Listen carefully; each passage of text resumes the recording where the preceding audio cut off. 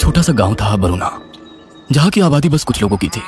कोई बहुत ज्यादा इस गांव के बारे में नहीं जानता था, क्योंकि ना ये नाम और ना ही इसकी कहानी कभी किसी की जुबान से किसी के सामने आई थी।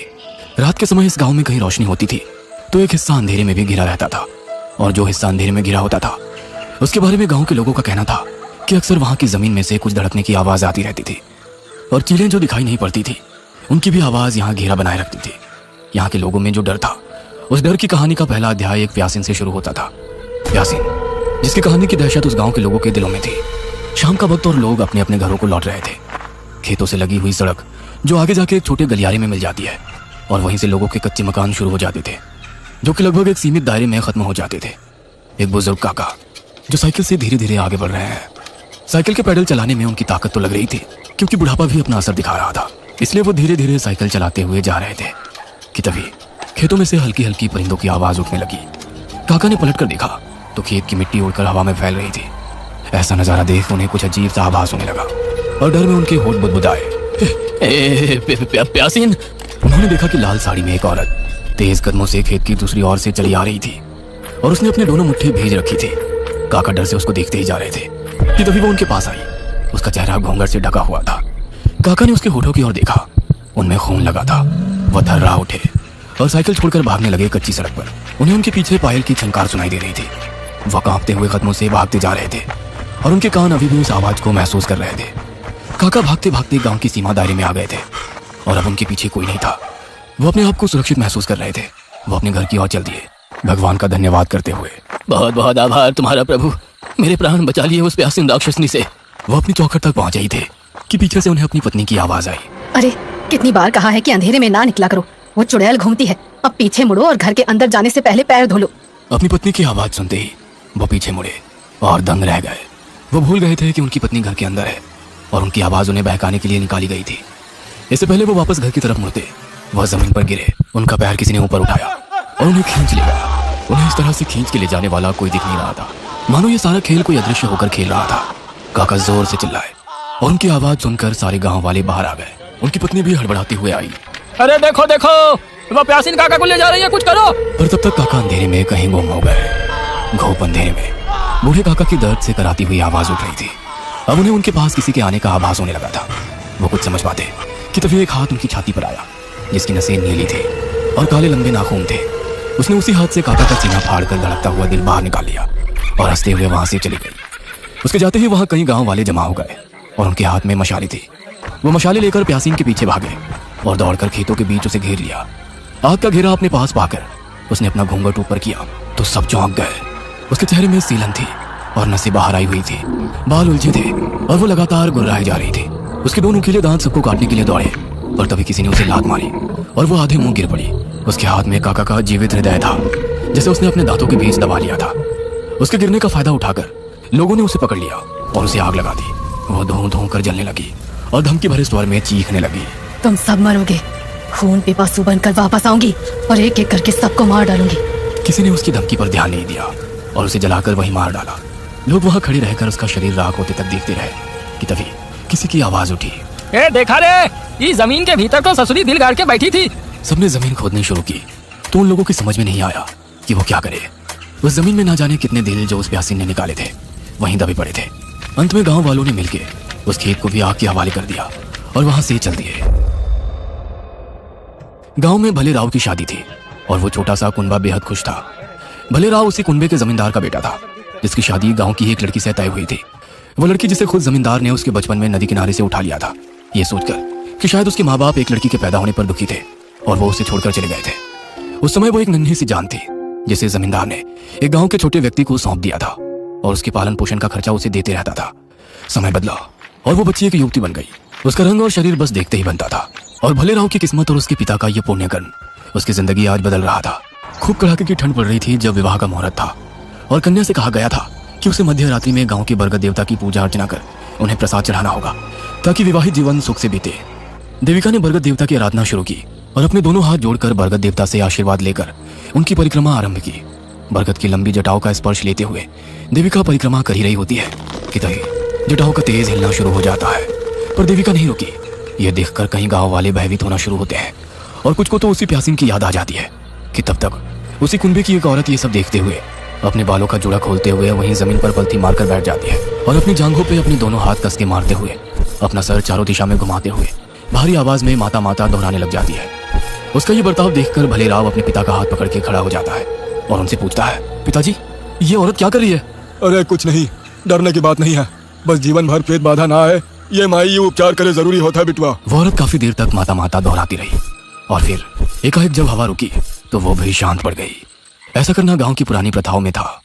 परिक्रमा पूर्ण हुई और देविका ने बरगद देवता को प्रणाम कर वहां सभी बुजुर्गों का आशीर्वाद लिया। भोर हुई और भलेराव और देविका का विवाह संपन्न हुआ। देविका ने अपना पहला कदम भलेराव के घर में रखा। उसके पैर रखते ही जमीन में सीलन पड़ने लगी जिसे कोई देख ना पाया, और जब देविका पूरी अंदर आ गई तो चौखट तक सीलन जम गई थी। रात के वक्त जब जुगनुओं की ध्वनि जोर पकड़ लेती है तब ऐसा माना जाता था कि उस वक्त अगर आसपास के घेरे में कोई और आवाज भी उठ रही हो तो सुनाई नहीं देती जब तक वो आवाज किसी चुड़ैल डायन या प्यासीन की ना हो, और वो भी तब जब वो प्रेत बाधा बनाने में सम्मिलित हो। और ऐसा ही उस रात भलेराव के घर के बरामदे में होने वाला था।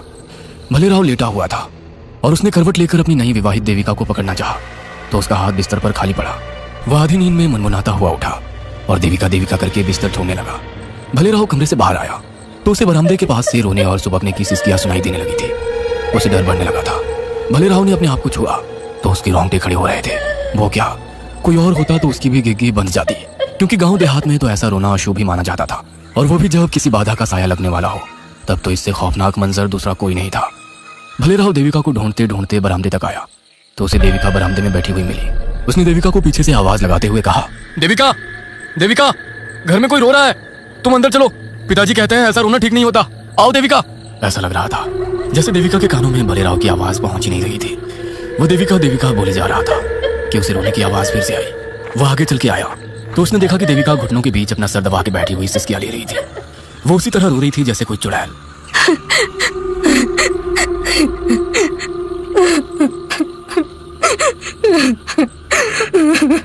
भलेराव आगे आया तो देखा कि बिखरे हुए बालों को पकड़कर वो बस अपना सर घुटनों के बीच ऊपर नीचे करती रोती जाती। भलेराव ने डरते डरते अपना हाथ उसके कंधे पे रख के उससे कुछ पूछना चाहा। इससे पहले उसकी नजर ने कुछ ऐसा देखा जिसने खुद ब खुद भलेराव को जमीन पर पटक दिया था। उसके पिता सामने दीवार के पास मरे पड़े थे। उनकी गर्दन पर गड्ढा था और खून बाहर बह रहा था। भलेराव चिल्लाया, पिताजी! भलेराव ने वापस देविका को देखा। इस बार उसने अपना सर उठाया। उसके चेहरे पे नसें जमी हुई थी, बाल बिखरे थे। लाल साड़ी में वो उतनी ही भयानक लग रही थी जैसे एक जमाने में प्यासीन थी, और वो लौट आई थी जैसा कि उसने मरते वक्त कहा भी था कि वो खून पिपासु बनकर वापस आएगी और किसी को जिंदा नहीं छोड़ेगी। वो देविका के रूप में वापस आ गई थी। वो उठ के भलेराव के पास आई और धीरे स्वर में कहने लगी, राव, तुम्हें मुझसे घबराने की जरूरत नहीं है। इससे पहले मुझे मारा गया था और अब मैं लोगों को मार रही हूँ। जैसे मैं जीवन चक्र में योगदान देती हूँ वैसे अब तुम भी मेरे जीवन चक्र में अपना योगदान दो। तुम मुझे खून ला कर दो और बदले में मैं तुम्हें तुम्हारा जीवन दान में देती रहूंगी। उसकी बातें भलेराव पर ऐसी असर करी मानो जैसे उस पे किसी ने वशीकरण चला दिया हो।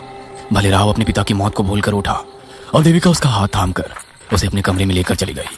अंदर पहुंचकर देविका ने भलेराव की ओर देखा और भलेराव उसकी खूबसूरती में डूब गया। अगली सुबह भलेराव ने खुद को अपने पिता का दिल उनके शरीर से काट कर अलग कर दिया था और उसे निकालकर देविका के हाथों में सौंप दिया था किसी तोहफे की तरह। उसने उसे सूंघा और अंदर चौके में ले गई। भलेराव बाहर इंतजार करने लगा। थोड़ी देर बाद देविका बाहर आई। उसके हाथ में थाली थी जिसमें पका हुआ दिल रखा था। दोनों ने उसे खाया। देविका ने चस्के लेकर तो भलेराव ने देविका के वश में। खाने के बाद देविका ने भलेराव को कहा कि रात होते ही हर रात में उसे शिकार लाना होगा। भलेराव ने हाँ में सिर हिलाया और देविका के आगे झुक गया। भलेराव रात होते ही दबे पांव घर से बाहर निकला। उसने अपना चेहरा एक लाल कपड़े से ढक रखा था ताकि वो पहचान में ना आए। वह हर घर के पीछे से झांक कर देखता कि सब लोग सोए हुए हैं या नहीं, और जिस घर में उसे मौका मिलता वो उस घर की जानकारी देविका को दे देता, और फिर हर एक रात कोई ना कोई प्यासीन का शिकार हो जाता। जब घरों में लाशें मिलने लगी तो लोगों को यकीन हो गया कि प्यासीन वापस आ गई है। डर उनकी नसों में वापस उन दिनों की तरह दौड़ने लगा था जब खेत में लोगों की लाशें मिला करती थी। अब तो सब अपने अपने घरों में कड़े ताले लगाने शुरू कर दिए थे, और साथ ही घर का एक सदस्य पहरेदार बनकर बाहर खड़ा रहकर घर की रखवाली में लग जाता। जैसे जैसे रात गहराती जाती थी प्यासीन का खौफ बढ़ता जाता था। एक रात किसी ने एक आदमी को देखा जिसपे उन्हें गाढ़ा शक हुआ, तो उसने उस आदमी का पीछा किया। पीछा करते करते वो खेत तक पहुंच गया था, जहां उसने देखा कि वो आदमी किसी औरत के साथ मिलकर खेतों में कुछ गाड़ रहा था। उसे दूर से कुछ दिखाई नहीं दे रहा था, और उसके बाद वो दोनों उस आदमी की आंखों के सामने से ओझल हो गए। वो आदमी वापस अपने गांव की तरफ लौटा तो सहसा ही उसकी नजर एक घर की कच्ची छत पे गई, जहां एक औरत उल्टे पांव बैठकर कुछ सूंघने में लगी थी। उसने उसे देखते ही चिल्लाना शुरू कर दिया, तो वो औरत एक छत से दूसरी छत पर छलांग लगाते हुए भाग निकली। दोनों ने उसे भले राव के घर में घुसते हुए देखा। लोग भले राव के घर के बाहर इकट्ठा होकर शोर मचाने लगे थे। भले राव घर से बाहर निकलो, तुम्हारे घर में प्यासी घुस बैठी है। भले राव बाहर आया, वह पसीने से भीगा हुआ था। अरे क्या हुआ? काहे के मारे इतना शोर मचा रखा है? हाँ? भीड़ में से निकलकर एक आदमी सामने आया और बोला, अरे तो हर कुटुम्ब हुई चुड़ैल, वो प्यासी ने अपना घर बनाए बैठ गई है, उसका बाहर निकाल। कैसी बात करता है रे तू छगन? मालूम नहीं का ये घर हमरा है, हमरा यहाँ कोई प्यासी नहीं है। लोगों के अंदर काफी आक्रोश जमा था। उनके घर के सदस्य मारे गए थे। वहाँ लोग मशाले लेकर इकट्ठे हो गए थे। वो शोर को कम नहीं पड़ने देना चाहते थे, इसीलिए लगातार अपनी आवाजें ऊंची किए जा रहे थे। अंदर बैठी देविका जो प्यासीन के रूप में थी, उन आवाजों से परेशान होने लगी और अपने नुकीले हाथों से अपने कान पीटने लगी। और थोड़ी देर बाद जब बाहर खड़े लोग उसे पकड़कर मारने की जिद पर अड़े थे, वो बाहर आ गई। आग की रोशनी में उसका चेहरा बड़ा ही भयानक लग रहा था। वो गुर्राते हुए उनके बीच आ गई। उसके आते ही लोगों को सांप सूंघ गया कि तभी उसने एक बच्चे को अपनी पकड़ में ले लिया और भारी आवाज में सबको धमकाने लगी। मैं खून पे पासू हूँ, खून पे पासू। तुम लोगों ने मुझे मारा था और मैं वापस आई हूँ अपना बदला लेने के लिए। तभी एक आदमी बोल पड़ा, अरे ये भले राव की मेहरिया है देविका। सबने उसे पहचान लिया था। उसके बाद सब एक एक करके उस पर टूट पड़े, पर वो लोगों को अपनी पूरी ताकत से धक्का देते हुए बच्चे को अपनी जकड़ में पकड़ते हुए दूर हट गई। अरे कोई उस बच्चे को छुड़ाओ, इस चुड़ैल को बरगद के पेड़ से बांध दो। लोगों ने वैसा ही किया। उस पर काबू पा करके उसे बरगद के पेड़ से बांध दिया। वो चीखने लगी। उसकी दहाड़ अब भी लोगों के दिलों में डर पैदा कर रही थी। छोड़ूंगी नहीं, कच्चा खाऊंगी सबको। ये प्यासीन के आखिरी शब्द थे। इसके बाद उसे आग लगा दी गई और वो झुलसते हुए तड़पने लगी। बरगद की जटाओं ने भी आग पकड़ ली थी। वह मरते वक्त पेट से थी। उसके जल जाने के बाद भी उसका पेट सांसें ले रहा था। कुछ देर बाद उसका सर धड़ से अलग होकर नीचे गिर गया, जैसे उसी खेत में दफना दिया गया जहां उसने कई लोगों के दिल गाड़ रखे थे।